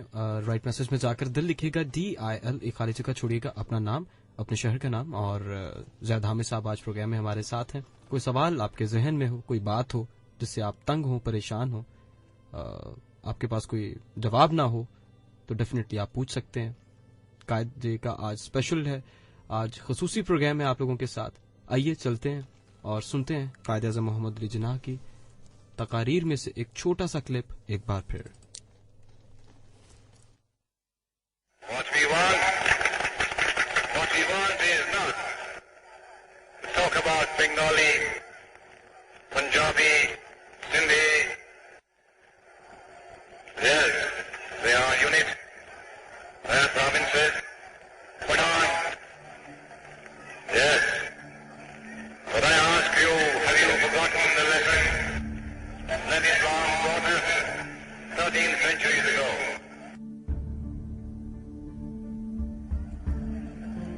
And I think you will agree with me that whatever else you may be over that you have now carved out a territory, vast territory. It is all yours. It doesn't belong to a Punjabi or a Bengali or a Sindhi. It's yours. You got your central government where every unit and every province is represented. Therefore, if you want to build up yourself into a nation and get rid of this poison, God's sake, give up this provincialism. You are only voicing my sentiments and the sentiments of millions of Muslims when you say that Pakistan should be based on pure foundation of social justice and Islamic socialism, not otherism. Quaid-e-Azam came to Lahore and addressed a mammoth public meeting on October 30th, 1947. ہمیں جو دکھ دیا گیا ہے اس کا مثال تاریخ میں نہیں ملتا، مگر ہمیں پاکستان کو قائم رکھنے کے لیے ابھی اور قربانی کرنا ہوگی. مسلمان مصیبت میں گھبرایا نہیں کرتا.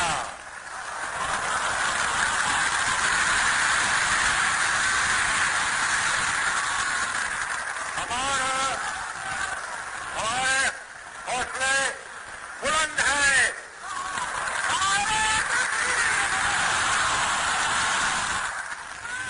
اگر اسی طرح تمام ملت ہمت اور صبر کے ساتھ کام کرتی رہی تو ہماری یہ مصیبتیں انشاءاللہ بہت جلد ختم ہو جائے. میں آپ کی ذات مانگتا ہوں کہ مجھے آپ ذات دیجیے. We have achieved our cherished goal of freedom and established Pakistan as an independent sovereign state, fifth largest in the world. That freedom can never be attained by a nation without suffering and sacrifice. Has been now amply borne out by the recent tragic happenings in this subcontinent. We are in the midst of unparalleled difficulties and untold suffering. We have been through dark days of apprehension and anguish. But I can say with confidence that with courage and self-reliance and by the grace of God we shall emerge triumphant.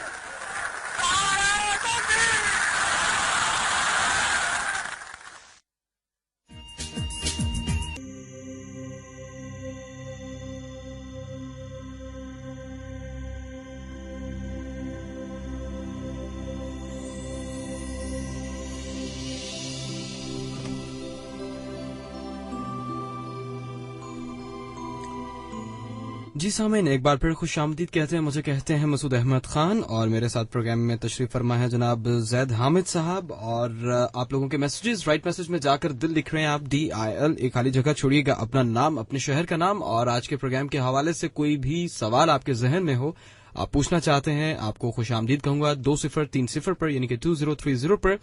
اور زیادہ سب کچھ messages programme میں شامل کر لوں جو کہ کافی دیر سے میں نے شامل نہیں کیے. منال ہیں ہمارا ساتھ دے رہی ہیں، اور تمام لسنر سے ریکویسٹ ہے کہ وہ سورہ فاتحہ اور درود پڑھ کر قائد اعظم کو اصال ثواب کریں. بہت شکریہ آپ کا. جیتی رہیں، خوش رہیں، مسکراتی رہا کریں.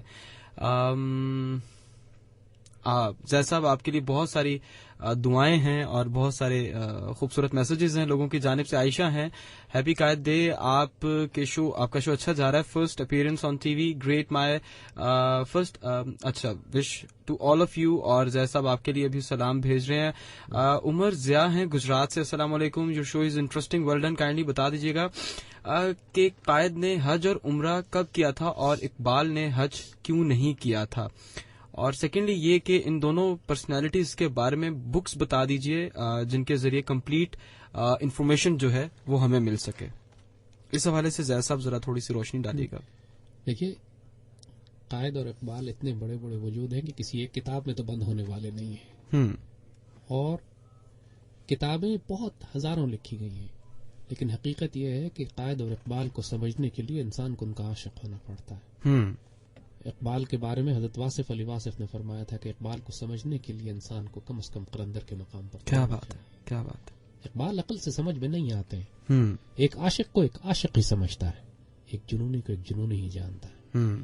یہ ممکن نہیں ہے کہ انسان, جب اقبال بے خطر کود پڑا آتش نمرود میں عشق کی جب بات کرتے ہیں تو یہ بات تو کوئی آتش نمرود میں کودنے والا عاشق ہی جان سکتا ہے. عقل جو محو حیرت ہے لبے بام, وہ اس کو نہیں جان سکتی. تو ہم کسی کتاب کا نام نہیں بتائیں گے. کلام اقبال آپ کے سامنے ہے.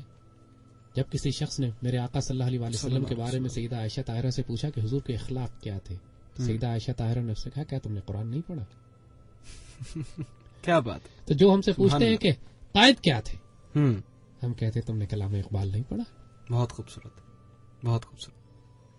جاؤ کلام اقبال پڑھو, اپنے قائد کو جان جاؤ گے. جو بندہ مومن کی صفات اس میں بیان کی گئی ہیں, جو مرد قلندر, مرد درویش, فقر غیور, مرد آزاد کی جو صفت بتائی گئی ہے, جو نرم دم گفتگو بھی ہے, کرم دم جستجو بھی ہے, رزم ہو یا بزم ہو, وہ پاک دل ہے, پاک باز ہے, جس کا ہر لہجہ ہے مومن کی نئی آن نئی شان, وہ کردار میں گفتار میں اللہ کی برہان ہے. خدا جس سے خود پوچھتا ہے بتا تیری رضا کیا, وہ ہے ہمارا اقبال, وہ ہے ہمارا بابا قائد. اچھا, اور یہ جو سوال کا ان کا پہلا حصہ تھا کہ قائد اعظم نے حج اور عمرہ کب کیا تھا. قائد اعظم حج اور عمرہ نہیں کر سکے. ساری عمر وہ پاک مسلمانوں کی ڈیوٹی میں لگے رہے. ایک دفعہ جب پاکستان پہنچ گئے تو اس کے بعد حج اور عمرہ ان کا ذاتی فعل تھا, وہ نہیں کر پائے. لیکن امت رسول صلی اللہ علیہ وسلم کی جو خدمت کر گئے, اور سیدی رسول اللہ نے جب ان کو کہہ دیا کہ یہ میرا سپاہی ہے, تو پھر بات ختم ہو گئی. اور اقبال کے معاملے میں تو یہ بات طے ہے بالکل کہ یہ بات عاشق جانتے ہیں کہ اقبال ایک دفعہ اگر مدینے چلے جاتے تو پھر لوٹ کے واپس نہ آ سکتے, اور شاید اسی لیے اللہ تعالیٰ نے ان کو وہاں نہیں بھیجا, اور اس عاشق سے ڈیوٹی ہندوستان میں لی, جہاں سے حضور کو ٹھنڈی ہوا آتی تھی, جہاں سے حضور نے امت رسول کے لیے ایک نئی ڈیوٹی, ایک نیا مشن, تاکہ وہ خلافت جو تباہ ہو چکی ہے, جو مسلمانوں کی مرکزی جو تباہ ہو چکی ہے, اس کو دوبارہ سے زندہ کرنے کی ڈیوٹی جس درویش کو دی گئی وہ بابا اقبال تھے. یہ روحانی دنیا کی باتیں ہیں, یہ فقر و معرفت کی بات ہے, عشق و مستی کی بات ہے. اس پر فقہ کے فتوے نہیں لگائے جا سکتے.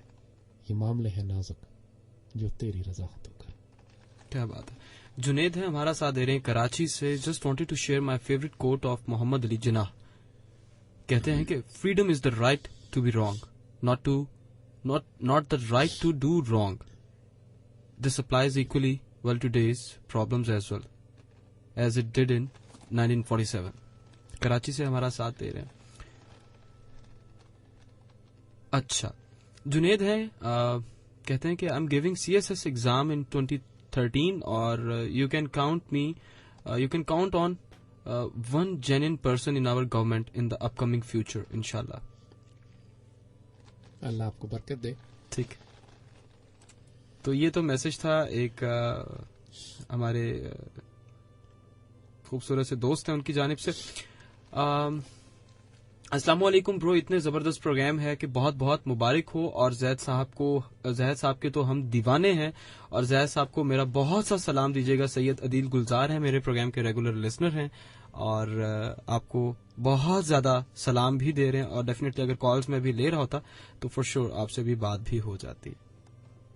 عائشہ ہیں، اور Ayesha thank you so very much آپ کے میسج کا. مدثر حسن ہے اکاڑا سے، اور آپ کو بھی پروگرام اچھا لگ رہا ہے، بہت شکریہ آپ کا.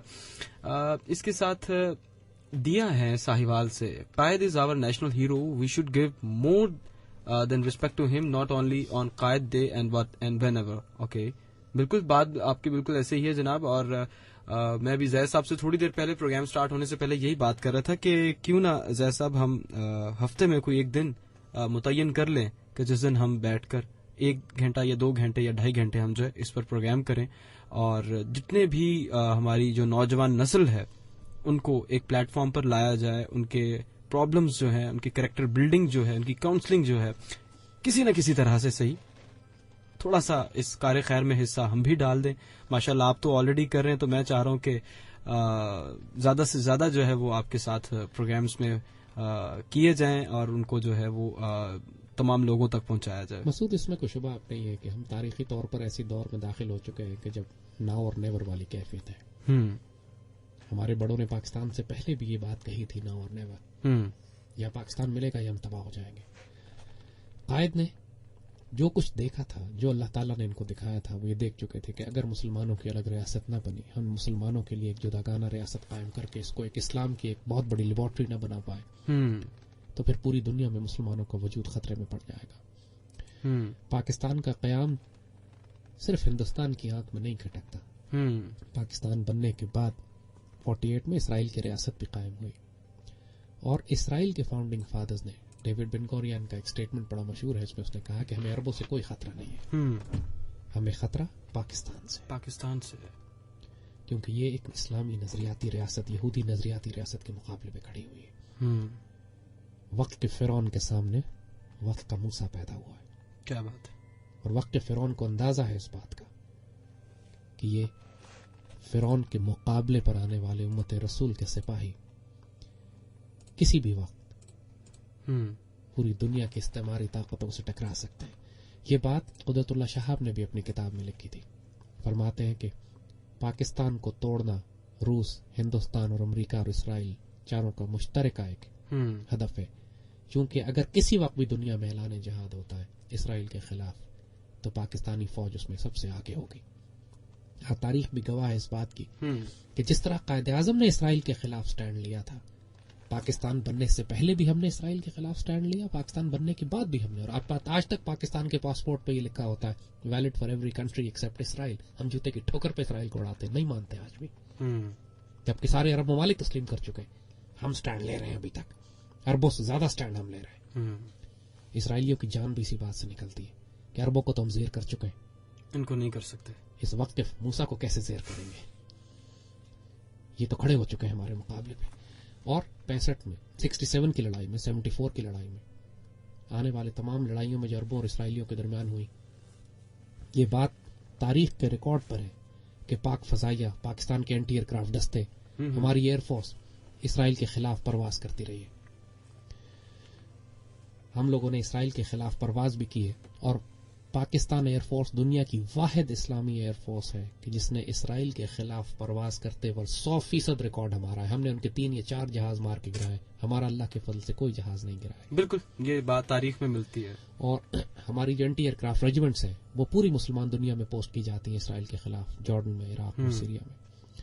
اسی وجہ سے یہ بات جو ہم کر رہے ہیں کہ یہ پاکستان کی ریاست، چاہے انڈونیشیا ہو، چاہے فلسطین ہو، چاہے مسئلہ کشمیر ہو، آج اگر اس امت رسول میں کوئی آخری دیوار، آخری چٹان کھڑی ہوئی ہے تو پاکستان ہے. اور یہ پاکستان، اس قائد کو اگر آپ واقعی چاہتے ہیں کہ قائد کو عزت دے، اللہ تعالیٰ آپ کو عزت دے، تو اب آپ اس مقام پر آ چکے ہیں کہ جب آپ نیوٹرل نہیں رہ سکتے.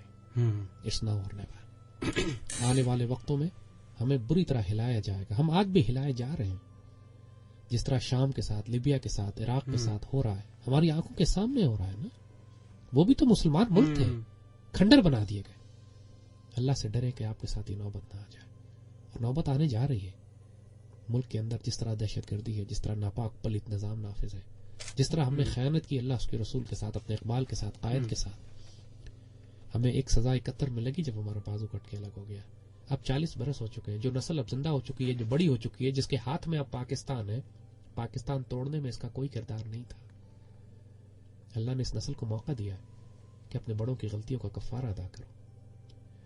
जो नस्ल आज यूथ कहलाती है, जो नौजवान है, वो 80s और 90s की पैदाइश है। जो आज पाकिस्तान पर हुकूमत कर रहे हैं वो 60s और 70s की पैदाइश है। पाकिस्तान तोड़ने में उनका कोई हाथ नहीं था, लेकिन अब उनके पास मौका है। अब जो कुछ ये कर रहे हैं, आज जो पाकिस्तान का बेड़ा गर्क किया हुआ है, उस नस्ल ने किया हुआ है कि जो आज पाकिस्तान पर हुक्मरान है, आला तरीन तबके हैं, पढ़े लिखे लोग हैं, समझदार हैं, जिनके हाथ में इख्तियार दिया गया है, मुल्क की अदलिया, मुल्क के हुक्मरान, मुल्क की वो लोग जिनका जिम्मेदार पाकिस्तान की सलामती है। अगर आज वो अपनी जिम्मेदारी को पूरा नहीं करेंगे तो याद रखें एक वक्त में बगदाद भी एक बहुत बड़ी रियासत था। बेशक जब इज्तिमाई गलतियां हुई पूरे बगदाद इस्लामिया की, तो अल्लाह ताला ने अल्लाह के अजाब के तौर पर हलाकू खान को भेजा। एक बुढ़िया ने हलाकू खान से कहा, तुझ पे अल्लाह का अजाब नाजिल हो। कहता है मुझ पे नाजिल नहीं होता, मैं तो खुद अल्लाह का अजाब बनकर आया हूं। मैं तो खुद अल्लाह का अजाब मुझे तुम पे नाजिल हुआ है। और फिर लोगों ने देखा कि 15 लाख की आबादी में एक शख्स भी जान बचा के न जा सका। दजला के शहर ने 2 रंग बदले एक दिन में। पहले सुर्ख हुआ मुसलमानों के खून से, उसके बाद स्याह हो गया, स्याह हुआ किताबों की स्याही से। कि तमाम ऐसी ऐसी किताबें बगदाद में थी, कुरान की तफसीरें जो 1000 जिल्दों पे लिखी गई थी, 1400 जिल्दों पे लिखी गई किताबें थी। आम इल्म पे किताबें 700 जिल्दें 500 जिल्दों की थी, लेकिन वो इल्म किसी काम ना आया जब आपकी आबरू, आपकी इज्जत, आपकी ईमान का दिफा न कर सके। तो वो इल्म किसी काम का नहीं जिसमें फिरकावारियत हो, कौमियत हो, लिसानियत हो। कायद की तकरीर सुनी थी ना आपने, जब उन्होंने कहा था, you're not a Sindhi, you're not a Baluchi, you're not a Pathan, these are only the units, you're a Muslim, the country belongs to you। आज हमने हर सियासी जमात हमारी कौमियत में तकसीम है। कोई पश्तूनों की नुमाइंदगी कर रही है, कोई उर्दू बोलने वालों की नुमाइंदगी कर रही है, कोई पंजाब कार्ड खेल रही है, कोई सिंध कार्ड खेल रही है, कोई बलूच कार्ड खेल रही है। सारी मजहबी जमातें मसलकों पे तकसीम है। कोई देवबंदियों को रिप्रेजेंट कर रही है, कोई बरेलवियों को, कोई अहले हदीस को, कोई शियों को। इस्लाम को कौन रिप्रेजेंट कर रहा है? पाकिस्तान की नुमाइंदगी कौन कर रहा है? ये तरीका होता है जमाने? क्या जमाने में पनपने की यही बात है? यूं तो मिर्जा भी हो, सैयद भी हो, अफगान भी हो, तुम सभी कुछ हो, बताओ तो सही, तुम मुसलमान भी हो।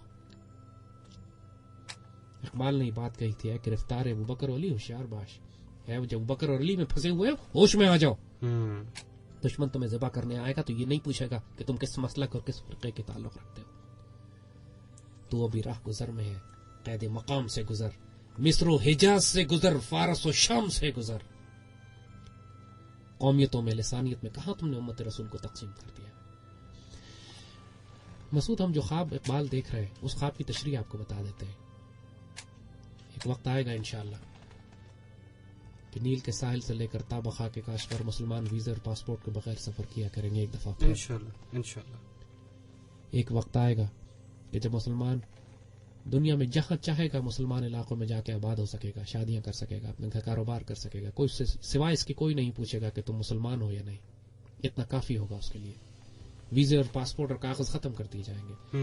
मुसलमान रियासतें, पूरी मुसलमान दुनिया में एक मरकजियत होगी, एक दिफा होगा, एक मईशत होगी, एक इबादत होगी, हमारे लोग ईमान होगा, एक अमीर होगा। ये तकलीफ की बात, एक होंगे हमारे अपने ही लोग, हमारे ही सफों में मीर जाफर और मीर सादिक कायद आज़म को नाउजुबिल्लाह काफिर बनाना चाहते हैं। और अल्लाह ने ये खुशनसीबी पाकिस्तान के नसीब में रखी है। पाकिस्तान के नौजवानों को हम बराह रास्त मुखातिब करके कहते हैं, होश में आओ, तुम तकदीर पहचानो। ये नसीब तुम्हारा है, बदनसीब मत हो जाना। एक वक्त आएगा इंशाअल्लाह कि इस पाकिस्तान की हाँ और ना में दुनिया के फैसले होंगे। आज हम टूटे फूटे पाकिस्तान है, उसके बावजूद हम ना करते हैं तो नेटो की सप्लाई बंद हो जाती है। हम हाँ करते हैं तो फैसले नेटो की सप्लाई खुल जाती है। हमारी हाँ और ना में, और नेटो एक नहीं है, 48 मुल्कों का एक मजमुआ है, लेकिन वो सांस नहीं ले सकते हमारी मर्जी के बगैर।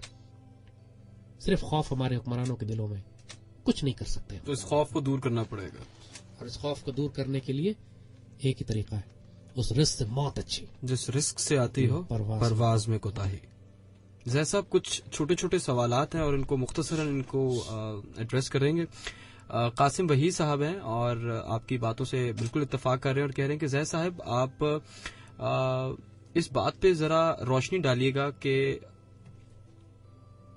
कायद की डेथ के हवाले से और मदर ऑफ पाकिस्तान की डेथ पर कुछ रोशनी डालिए। और एक सवाल मुझे पहले भी आया था कि कायद आज़म की जो वफात हुई उसमें سچ کیا ہے اور بیہائنڈ دا سین کیا تھا؟ کچھ اس بارے میں بہت ساری باتیں اسپیکولیٹ کی جا رہی ہوتی ہیں، روٹیٹ کی جا رہی ہیں ہماری سوسائٹی میں، کہ کچھ لوگوں کا خیال ہے کہ خدا نخواستہ شاید ان کو زہر دے دیا گیا تھا، کچھ کا خیال ہے کہ ان کو کسی طرح سے اس بیماری میں دھکیلنے کا کچھ سلو پوائزن دیا جا رہا تھا۔ اصل حقیقت کیا ہے تاریخ کے آئینے میں دیکھتے ہوئے؟ دیکھیے، بڑی مشہور کتاب آج کل لکھی گئی ہے، قائد اعظم کے آخری ایام، ڈاکٹر کرنل اللہ بخش اور ڈاکٹر علی شاہ، یہ 2 ڈاکٹرز تھے جو قائد اعظم کے ساتھ رہے، قائد اعظم کے پرسنل معالج تھے، ذاتی ڈاکٹرز تھے، اور آپ نے بڑی خوبصورت یہ کتاب اپنی یادداشتیں لکھی ہیں، دونوں ڈاکٹروں نے الگ الگ، ایک ہی کتاب میں ان کو جمع کر دیا گیا، مارکیٹ میں ملتی ہے صحیح، اور دونوں نے بتایا ہے کہ زیارت میں جب قائد اعظم کو پہنچایا گیا علاج کے لیے، اس کے بعد آخری 10 دن ان کی زندگی کے کیسے گزرے، اور دونوں ڈاکٹرز نے پوری تفصیل لکھی ہے ایک ایک وقت کی۔ قائد نے آخری وقت میں اپنے دل کی باتیں کی اپنے ڈاکٹروں سے، ان کو لکھ لیا گیا، قائد کا علاج کس طرح کیا گیا، کہاں پہ انفیکشن بڑھ گئی، کون سا علاج دیا گیا، کیا غذا دی گئی، ایک ایک بات ڈاکومنٹڈ ہے اس کتاب میں، بڑی خوبصورت کتاب ہے اور اس سے زیادہ مستند ہو نہیں سکتی، کیونکہ ذاتی پرسنل ڈاکٹرز ہیں جنہوں نے لکھی ہے۔ جس طرح ہم نے کہا کہ ہماری تاریخ کو مسخ کیا گیا ہے بہت زیادہ، ہم تو اپنے قائد کو جانتے بھی نہیں تھے، یہ تو بہت بعد میں ہمیں معلوم ہوا کہ ہمارا قائد تو اللہ کے رسول کا سپاہی تھا، ہمیں تو بچپن سے یہی بتایا گیا تھا کہ نعوذ باللہ سیکولر تھے تو لادین تھے، تو پاکستان کو انہوں نے ایسی ریاست سے بنا دیا کہ تعلیمی نظام نے تو ہمارے لوگ، یہ تکلیف کی بات ہے کہ ہمارے اپنے ہی دونوں ہماری صفوں میں میر قائد جعفر کے اور دلی میر جذبات اور صادق، ان کی ظاہری اور ان کے جسمانی کیفیات کے بارے میں بڑے تفصیل سے لکھا ہے۔ ہمیں بتایا گیا تھا کہ قائد کا انتقال جو ہے زیارت میں ہوا تھا۔ اس کتاب کو پڑھ کر معلوم ہوتا ہے کہ آپ کا انتقال زیارت میں نہیں ہوا، آپ کو ہوائی جہاز میں کراچی لایا گیا، اچھا، کراچی سے پھر آپ گورنر جنرل ہاؤس میں آئے اور گورنر جنرل ہاؤس میں رہ کر کچھ عرصے کے بعد آپ کا ہمارے انتقال لوگ، ہوا، آپ کا انتقال کراچی میں ہوا۔ یہ تکلیف کی بات ہے کہ ہمارے کہیں پہ کوئی اپنے ہی ذکر اس لوگ، بات ہماری کا نہیں ہے صفوں کہ میں آپ میر کو جعفر اور میر صادق، یہ بات بالکل قائد طے ہے اعظم کہ تو آپ کی نعوذ بیماری باللہ پرانی کافر تھی، اچھا، آپ کی عمر بھی زیادہ تھی، 77 ایئرز آف ایج، اور جس طرح وہ آپ کام کرتے تھے، آرام نہیں کرتے تھے، 24 گھنٹے آپ اٹھ کے جاگتے ہیں، کام کرتے ہیں، آپ سوچئے کہ عمر کا تقاضا بھی ہے، اور یہ بیماری کئی سال پہلے پتہ لگ چکی تھی، آخری 10 دنوں میں نہیں پیدا ہوئی نا، اسی لیے اس کو کہا گیا تھا کہ it was the best kept political secret of the 20th century, 20ویں صدی کا سب سے بڑا سیاسی راز وہ قائد کی بیماری تھی، اور قائد نے اپنا علاج انگلینڈ میں بھی کروایا تھا، انگلینڈ کے ڈاکٹر نے بھی کہہ دیا تھا کہ ہمارے پاس اب اس کا علاج نہیں ہے، یہ پرانی بیماری چلی آ رہی تھی، اچھا، مگر آخری پاکستان بننے تک اللہ تعالیٰ نے وہی موقع، اللہ نے پاکستان بنوانا تھا آپ سے، پاکستان بننے کے بعد آپ نے اتنا زیادہ کام کیا اس ریاست کو درست کرنے، سوچیے ہم آپ کو بتا رہے ہیں، سال اب مشکل سے 13 مہینے آپ زندہ رہے، اس میں کشمیر کے جہاد سے لے کر مسئلہ فلسطین سے لے کر مہاجرین کی آبادکاری سے لے کر ISI کو قائم کرنے سے لے کر پاکستان کی اسٹیٹ بینک کو بنانا، اور پھر پورے پاکستان کی ریاست کو اکٹھا کرنا، پھر مشرقی پاکستان سے لے کر مغربی پاکستان تک دورے کرنا، یہ کوئی آسان کام؟ 77 سال کے بابے کے لیے بیماری پھیلتی گئی، بیماری تھی، قائد اعظم کو کوئی قتل نہیں کیا گیا، آپ نے اپنی جان اللہ کی راہ میں قربان کر دی پاکستان کے دفاع میں، حماقتیں تھوڑی بہت ہوئی، آپ کا جہاز جب موری پور کے ایئر بیس پہ اترا، وہاں ایمبولینس اور ایک گاڑی آپ کو لینے کے لیے آئی، وہ ایمبولینس موری پور کی روڈ پہ خراب ہو گئی، اچھا، اب بھی خراب ہو گئی یا خراب کروائی گئی، اس سے بیمانی بات ہے، کیونکہ قائد اعظم نے اس کے بعد ویسے بھی 1-2 دن کے بعد انتقال کر ہی جانا تھا، کسی کو شوق نہیں ہے خودکشی کرنے کے ایک ایسے شخص کو جو ویسے انتقال کرنے والا ہے، قتل کرانے کا کسی کو کوئی ویسا معاملہ نہیں، دونوں ڈاکٹر ساتھ تھے، ڈاکٹروں نے ذکر کیا، ایڈمنسٹریٹو بات ہے، ڈاکٹروں نے بھی کوئی یہ نہیں کہا کہ کسی کی وجہ سے ہوا، دوسری گاڑی گئی، ایمبولینس دوسری لے آئی، اس وقت تک کیونکہ موبائل فون نہیں تھے، کچھ نہیں تھا، قائد اعظم کی آمد کو جان بوجھ کے خفیہ رکھا گیا تھا تاکہ ایئرپورٹ پہ لوگ نہ جمع ہو جائیں،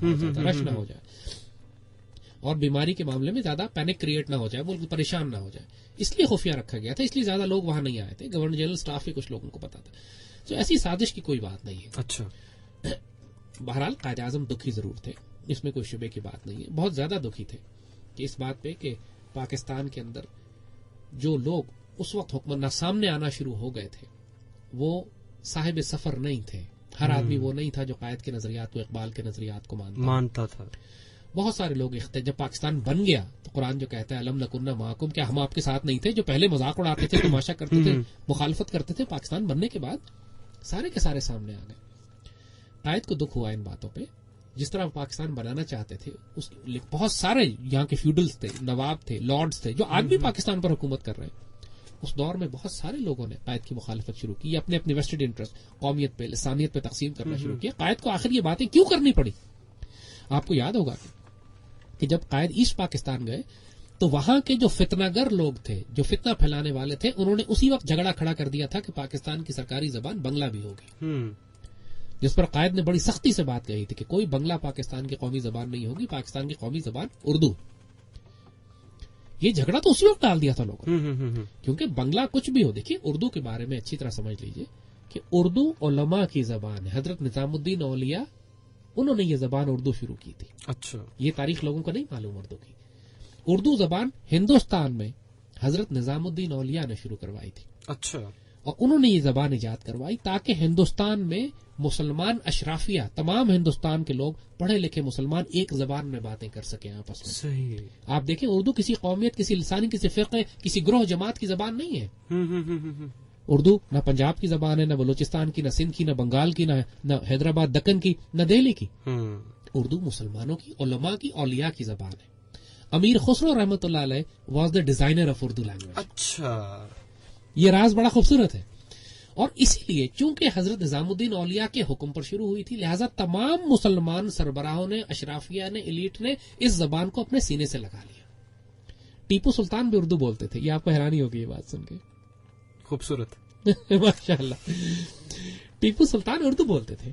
اچھا, فارسی بھی تھی, دوسری زبان اردو بھی تھی. اردو کی سرپرستی آپ نے کرنا شروع کر دی تھی. اردو زبان نظام الدین اولیاء تو پہلے کے ہیں نا. جی جی جی. تو اردو اتنی ڈیولپ ہو چکی تھی اس زمانے میں کہ ٹیپو سلطان نے اردو کی سرپرستی شروع کر دی تھی. اردو بولا کرتے تھے کیونکہ اس کا رسم الخط جو ہے وہ بھی فارسی کی طرف. فارسی اور آج اگر ٹیپو ہوتے تو آپ ان سے اردو میں بات کر سکتے تھے. ماشاءاللہ. تو اس لیے اردو کو قومی زبان پاکستان کی بنایا گیا, کیونکہ بنگال سے لے کر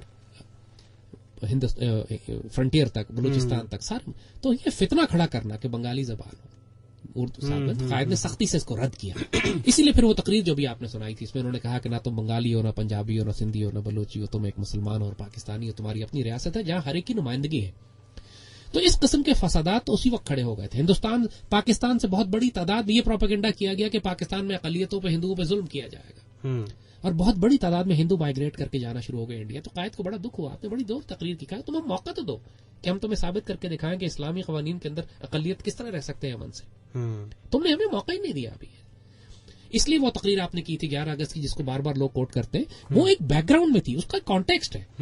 ہندو بھاگ رہے تھے, ان کے خلاف ایک میسو پروپیگنڈا کیا جا رہا تھا کہ ہندوؤں پہ سختی کی جائے گی, جس پر قائد نے یہ تقریر کی, you are free to go to your temples, you free to go to your mosques, you free to go to your churches. جس کو بنا دیا, بنیاد بنا کے طوفان کھڑا کرتے ہیں. دیکھیں قائد تو سیکولر ریاست کہتے ہیں, لاہور والا پور, اس میں کہاں جا رہا ہے, یہ تو اسلامی ریاست میں ہوتا ہے یہ سب کچھ. تو یہ بات کہ قائد اور محترمہ فاطمہ جناح کا بھی ہے کہ ماشاءاللہ اپنی طبعی عمر کر کے, باقی کنسپریسیز اور سازشیں ہیں, کوئی ایسی بات نہیں کہ ان کو نعوذ باللہ کسی نے قتل کیا, یہ اس چکروں میں نہ پڑے. اصل بات اب یہ ہے کہ آگے بڑھیں. بات یہ ہے کہ اب پاکستان کی ہم نے تعمیر کرنی ہے. اصل قائد اب ہمارے سامنے آ چکے ہیں. کلام اقبال ہمارے پاس موجود ہے, کرائسس آج بھی موجود ہے, آج بھی اولاد ابراہیم ہے, آتش ہے نمرود ہے. پھر کیا, پھر کسی کا انتہا مطلوب ہے. آج پھر انتہا مطلوب ہے. آج اس امت کے جوانوں کو جو اقبال کی مٹھی میں ایک دفعہ پھر کھڑا ہونا پڑے گا. ہمارے پاس اب چوائس نہیں ہے. دیکھیے, یا بندہ خدا بن یا بندہ زمانہ. کیا بات. اب اور کوئی آپشن آپ کے سامنے نہیں ہے. پاکستان کے نوجوانوں کو, ان کے بچوں کو ہم کہیں گے بندہ خدا بن, بندہ فقر آزاد بن, فقر غیور کے ساتھ بن, اپنی خودی پہچان, وہ مرد مجاہد بن جو اقبال تجھے بنانا چاہتے تھے. خدا کے واسطے ہوش میں آپ, تیرے پاس وقت نہیں. اللہ نے جو تحفے تجھے دیے تھے ان کی قدر کر, اللہ دو جہانوں میں تمہاری قدر کرے گا. پاکستان ہمیشہ زندہ باد. اور قائد کے لیے ہم پھر کہیں گے ایک دفعہ پھر سورہ فاتحہ پڑھ کر اور درود شریف پڑھ کے قائد کے لیے دعائیں خیر کیجیے. ان کا بہت بڑا احسان ہے جو ہم نہیں اتار سکتے. بارک اللہ فیک, جزاک اللہ خیر. جزاک اللہ.